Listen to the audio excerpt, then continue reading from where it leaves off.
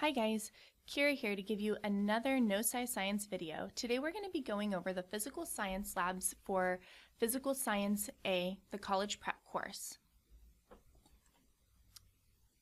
Here's some contact information in case you need to contact any of the coaches or the supervisor, Alan. We have Gianni Polk, the coach for OFL, Kira Watkins, the coach for OFY, and Alan Andrews, the supervisor for science coaches. So before we get started on each of the physical science labs, what we're going to do is we're going to look at what we call the physical science lab breakdown. What this breakdown shows us is essentially which activities are labs within each of the units, the time it takes to complete each of these, and the teacher involvement that is needed for students to be able to complete this. So there is a key when you look at this because there is a link over here you'll see if you have access to this PowerPoint, or you can just ask one of your coaches. This link will take you to this and there will be a key, but basically what one is going to show us is that a very low level of teacher involvement is needed. NT actually means that students do not require a teacher, and then obviously 2, more teacher involvement, 3, the most involvement. And over here we actually have a key that tells us whether or not this is actually going to be graded or not. This is only covering units 1 through 3, but again, if you access the spreadsheet right here, you're going to be able to find all of the units. So we're going to go each unit by unit, talking about each lab that's applicable and whether or not it's graded, so you know whether or not you need to worry about it or replace it for the future. So the first activity we're going to talk about is Activity 9, which is on page 28. This is a graded lab. In this lab, you're comparing the quantitative and qualitative qualities of marbles. Using these observations, the students should be able to pick out somebody else's marble that they've described. Now, we recommend using a different material besides marbles, simply because marbles don't really have enough defining differences that students are able to qualitatively or quantitatively describe the marble well enough that another student is able to pick it out. So this would be a great thing if you're teaching this class as a direct instruction format to simply just replace the objects for the students. You do need more than one student because ideally you should have another student there trying to pick out which marble or other object that you're using that the student has described to see how good their quantitative or qualitative description was. Okay, the next activity is Activity 12. This is a non-graded lab, and in this one, students are essentially just looking at the different types of laboratory measurement tools.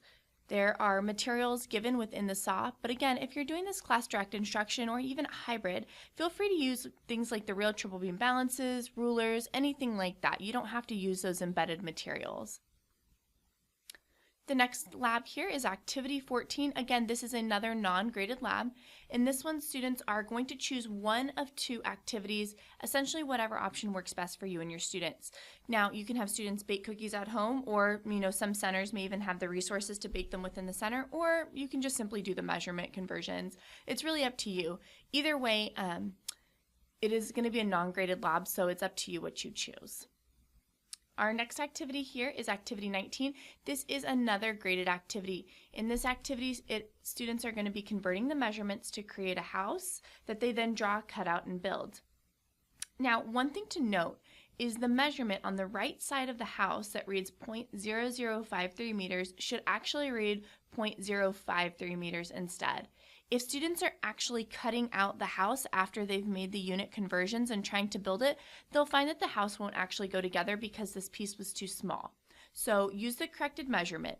Now, if you actually do not plan to use or do the part where the students actually build the house, you don't really need to change that measurement because they're just doing the conversion. So don't worry about that because building the house doesn't actually, apply to the objective of the standard that's being graded here. It's kind of more of a fun thing. However, it could be used as a great, team building or, getting to know your students' activity. Maybe they decorate their house. It's really up to you. But again, you don't actually have to build the house as part of the standard and what is being graded. It's just the conversions that you need to worry about. Okay, we're moving on here to Unit 2. Now, Activity 13 is the first lab we have to worry about here in Unit 2, and this is a graded lab. This lab has students observing how molecules move in different temperatures of water. Food coloring is essentially placed in 3 different temperatures of water, and students observe how quickly or how slowly the food color actually disperses after the drop is added. Now, this requires cold water, so you have to make sure you either maybe get some ice or make sure your water comes out cold enough from the center's water dispensers, okay? The same sort of thing with hot water. You can plan to microwave it or you can get it out of the center water dispenser. It's up to you.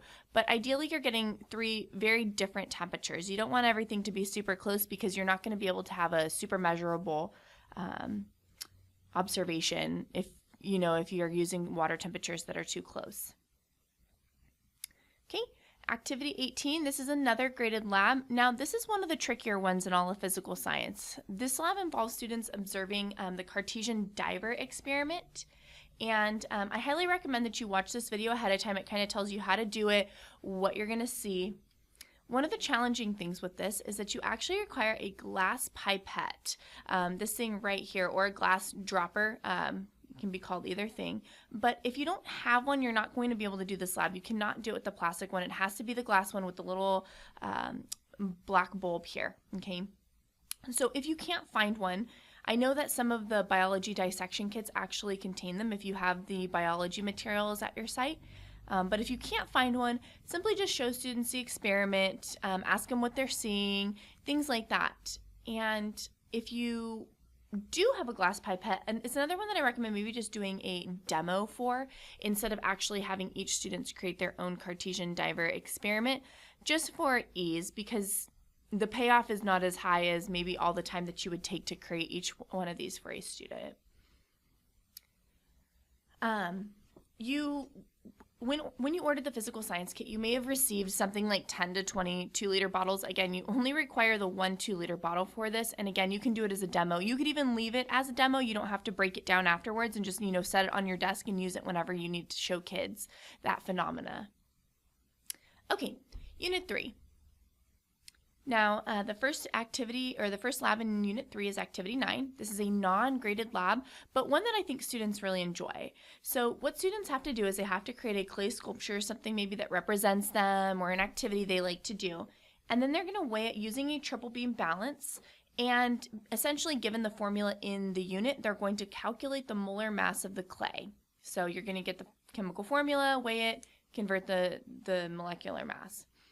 Now, if you don't have a triple beam balance, which I believe most sites do, you should have another digital scale in your center. And you can use either one of those. You essentially just need to really get the weight. The digital scale, obviously easier for students to use, but learning to use a triple beam balance could be a really good, skill that students could obtain. So it's really up to you. And this is when you're going to want to make sure you have a calculator handy for. You're not going to be able to do the conversions by hand on this one, unless you have some students that are super passionate about math. Okay, the next activity is Activity 13. This is a non-graded activity, but it is essential to the graded lab on 59. So you have to do this one, even though it's not graded, to be able to do the graded lab later on.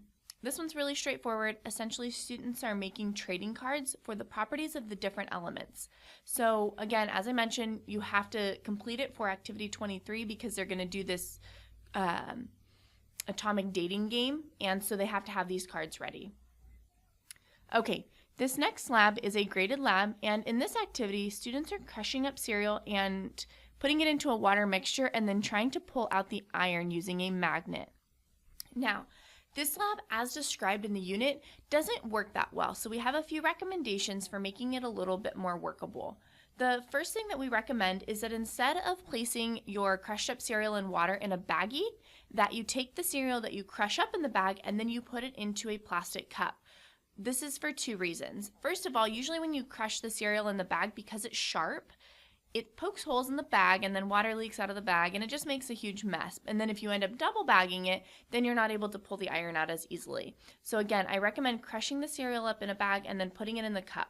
It's also good to put it in the cup because when you put the water in, you can actually use a stirring rod to constantly move the mixture when you're holding the magnet there, and it makes it a lot easier to do. So another suggestion is that you pretty much have to use Total cereal. Other cereals, even though they say they contain iron, just don't work as well. So it's highly recommended you use Total. If you're not able to find Total in your local store, you can always try and order it off the internet. Our friend Amazon is always here for us for that. The reason Total works is it has 100% iron, and so it just is going to be a lot easier to use. Other cereals might work, it's just a little bit more challenging. Now, One thing that also makes this lab easier is if you have a stronger magnet. The magnets that come with the physical science kit don't work as well as some stronger magnets can, like neodymium ones. Again, this is another thing you can get off Amazon, so something to look into if you're doing a direct instruction class and you're looking for a bigger payoff with this lab. There's also a YouTube video, actually several YouTube videos, we've linked one here, that you can see this experiment being done. So again, if you don't have the resources to do it, if you can't get your lab to work, if you just want to kind of show students what's going to happen before they do it, go ahead and check out some of these YouTube videos. Okay, activity 23, as mentioned, students have to do activity 13 to be able to do this one. In this activity, students are doing an atomic dating game where they're pairing up the cards based on which elements are going to pair because of their atomic structure, you know, their valence electrons, things like that. They're going to be pasting the cards from activity 13 into another page, so they're going to need to cut those out, so, you know, just make sure you have scissors or something like that. Okay, now, we actually have provided a few alternatives. So there is an alternative lab here. In the physical science folder, you'll see that there is an atomic dating game, or if you have access to this PowerPoint, you can just click on this link, but we have an alternative here. So if you don't want to do the cards in this atomic dating game, there is a different thing that you can do. It's a neat little activity, so go ahead and check it out if you get a chance. Okay, Unit 4. In Unit 4, we have Activity 4 as our first graded lab, and in this one, students are going to be using candy to observe the differences between the molecular and empirical formula. Students are observing the molecular formula using candy in like a Smarties roll, or really any candy that has 6 colors. You can use M&M's, Skittles, anything like that, whatever you have on hand. And based on how many come in like a package, you're getting the molecular formula and the empirical formula and having them convert that. Okay, this is a non-graded lab, but one that I highly recommend because students, of course, always love this. They're going to be making slime using borax and Elmer's glue. And essentially the reason behind this experiment is to observe how you make a polymer. So Elmer's glue, I found, is a little bit hard to kind of find in stores these days. So if you are looking for a large volume of it, I recommend ordering a lot of it off Amazon or going to like a teacher supply store. You're able to get the really big jugs of it. And borax is another thing that's not super common, but usually you can find it on the laundry aisle because people put it into like washing machines and things like that. Now, if you're not able to find borax, another solution is to actually use contact solution. A lot of contact solutions, not all of them, actually contain boric acid dissolved in there. And so if you're not able to find the borax, you can use contact solution. And another thing that you can use is liquid starch. So if you Google this, you're going to find lots of great recipes and different things. You can add glitter, food coloring. So depending on what resources you're able to find or obtain, you can just really play with it and have a lot of fun. And again, even though it's non-graded, students love this one. This is a great one for them to get really excited about science and having fun. You can take the slime that they've made and put it in a Ziploc baggie so they can take it home. They can make different colors. You can just save it in the class. All sorts of really great stuff that you can do with this one. And again, plenty of YouTube videos. So if you're not exactly sure how to do it or it's not working, you can check one of those out. Okay. So in this next one, what students are going to be doing is making an exothermic reaction. But this one can sometimes be a little challenging, so we recommend just doing it as one big demonstration instead of having students do it individually.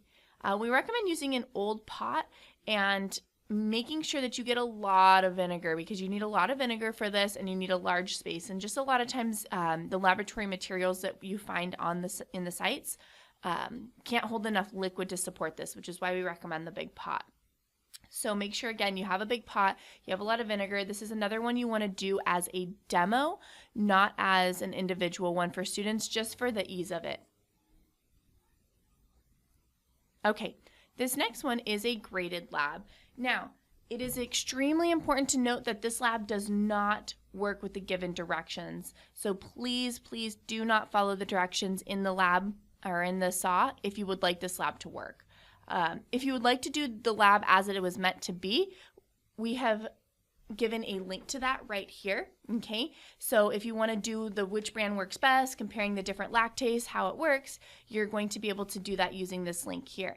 Now, Another thing that we recommend is going somewhere that's maybe like a drugstore, because sometimes you can't find multiple different brands of lactase tablets, and the whole point is to test, do different brands work better or worse. So you're going to want to go to maybe like CVS or Walgreens instead of like your local Target or grocery store. Now, if you're really not sure about doing this one, because you'll see in the other lab that I've linked that you do need a consistent heat source, and you need like a burner, and you need to keep stuff pretty hot for a long period of time, and that just seems like too much work for you. There are other things you can do. This catalase enzyme lab is really good, so you would skip experiment number 1 on it and use 2 and 3.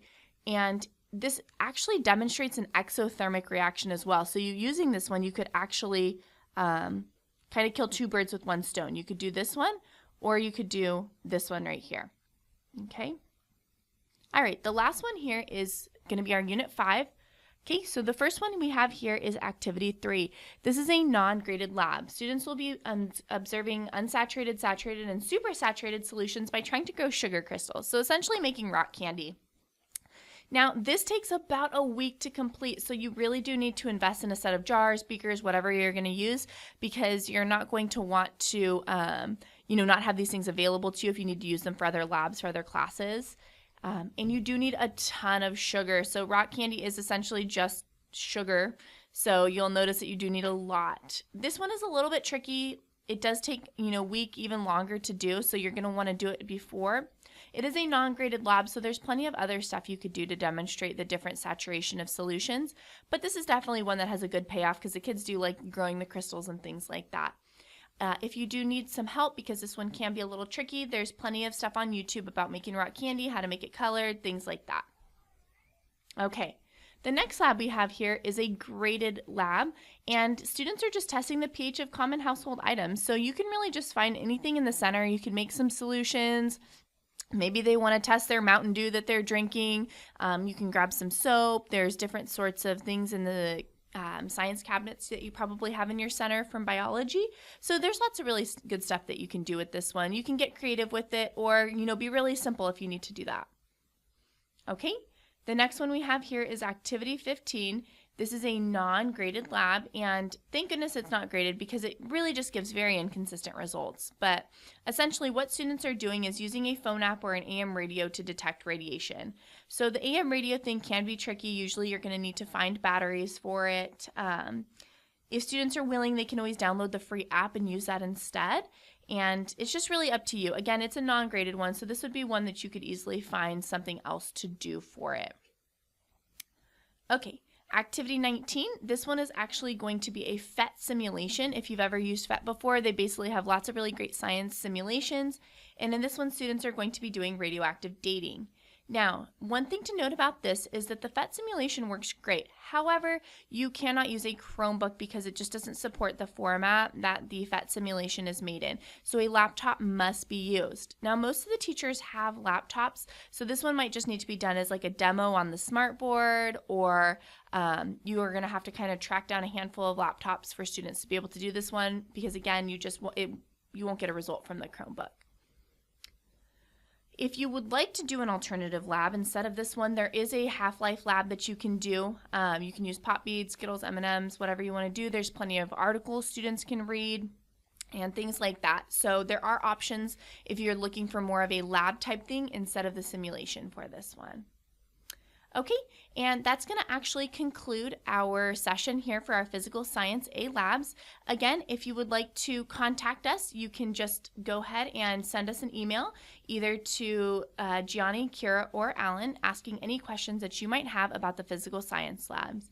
Thank you guys for joining us for this installment of No Size Science. I will talk to you guys next time. Thanks.